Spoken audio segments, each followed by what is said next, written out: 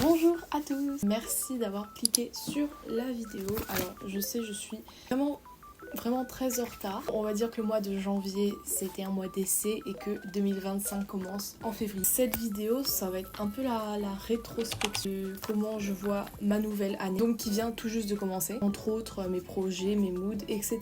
de tout ça. Alors comment 2024 s'est achevé? En janvier 2024, donc j'avais fait une liste de choses que je voulais accomplir. C'est pas ça, hein, c'est juste un papier parce que j'ai pas mal de cases qui ont été cochées. J'ai pu dire au revoir à certains proches, emménager avec mon chéri, obtenir mon bac. Et pour les cases qui sont pas cochées, je vais pas m'en vouloir parce que en soi c'est pas grave, chaque chose en son temps, mais globalement je suis assez fière. Donc ce que j'ai accompli. Alors, comme expérience en 2024, donc comme je l'ai dit, j'ai emménagé avec mon chéri. Là, déjà c'est une toute nouvelle vie, une toute nouvelle expérience, vraiment on se rend pas compte quand on est encore chez nos parents et qu'on rêve qu'une chose c'est d'avoir notre indépendance.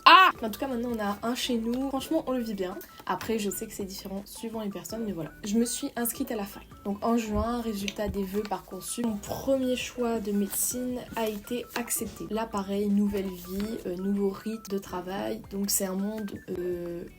Pourquoi j'écris max ? C'est un monde max. Donc c'est un monde nouveau qui s'ouvre. C'est un certain accomplissement aussi. En 2024, je me suis réconciliée avec moi-même. Donc à savoir qu'à la base, je suis une personne quand même très anxieuse à réfléchir à ce que les gens vont dire de moi, etc. Et ça, donc c'est un assez bel accomplissement parce que maintenant, j'ai plus honte de passer à l'oral. Je peux parler devant une classe. Ça me dérange plus. Donc sur les réseaux, donc je suis très contente parce que même si c'est peu pour certains, mais j'ai atteint 1K sur TikTok. Je vous mets le TikTok ici, mon lien TikTok. Et voilà, ça m'a ouvert au partenariat. J'en ai fait un premier, voilà, donc je suis trop contente. Et ça, c'est une belle réussite. Et maintenant, les échecs. Alors, je sais pas si je peux appeler ça des échecs, des points que je voudrais améliorer pour la nouvelle année. Déjà, il y a la mauvaise gestion de mon temps. J'ai passé beaucoup de temps à scroller sur TikTok, Insta, etc. plutôt qu'à travailler. Ça, j'aimerais changer ça. En vrai, ça, je pense que c'est le problème de beaucoup de gens.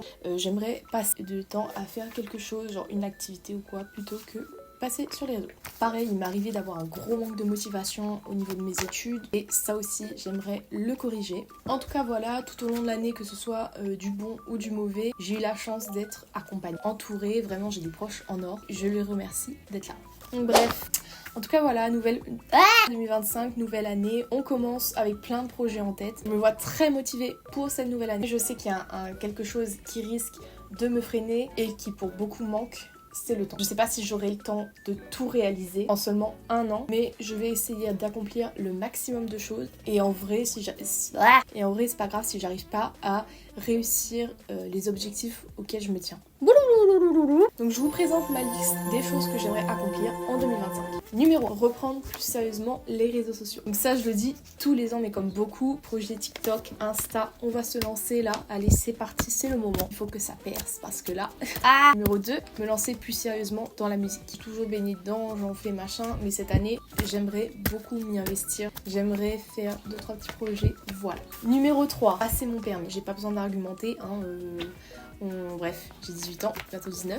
Voilà. Numéro 4, me mettre à fond dans les études. Voilà, donc le reste c'est bien beau, mais ça reste la priorité quand même, c'est important. Numéro 5, découvrir de nouvelles choses, de nouvelles activités. Comme je vous ai dit, pour éviter un maximum de temps de rester scotché à mon téléphone, j'aimerais vraiment faire plein de choses. Numéro 6, projet Glow Up. Finalement, comme tous les ans, mais bon, que ce soit mentalement, physiquement, tout dans ma gestion. Quand je dis Glow Up, en vrai, c'est réussir mes projets en tout cas. Et enfin, il y a un petit projet pro et perso que je garde encore un peu pour moi. Et on verra si je le dévoile. Hop là, voilà. Je vais retrouver ça sur mon Instagram que je mets là. Bon bref, voilà. J'espère que tout ça est faisable en une année. C'est beaucoup.